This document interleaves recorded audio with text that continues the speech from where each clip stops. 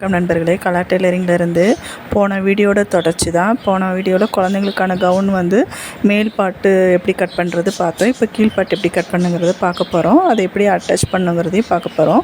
First துணியை 4ஆக fold பண்ணி போட்டுட்டு, அதுக்கப்புறம் நம்ம ஃபஸ்ட்டு ஸ்ட்ரெயிட் லைன் ஒன்று வரைஞ்சிட்டு அதுலேருந்து 4 இன்ச் மார்க் பண்ணி திருப்பி ஒரு ஸ்ட்ரெயிட் லைன் வரைஞ்சிட்டு, அப்புறம் ஃபோல்டு சைட்லேருந்து ஓப்பன் சைடு வரைக்கும் கிராஸாக ஒரு கோடு போட்டுட்டு அந்த கோட்லேயே நம்ம கட் பண்ணி எடுத்துக்கணும். அப்புறம் பார்த்திங்கன்னா முக்கோணமாக ஒரு பீஸ் கிடைக்கும்.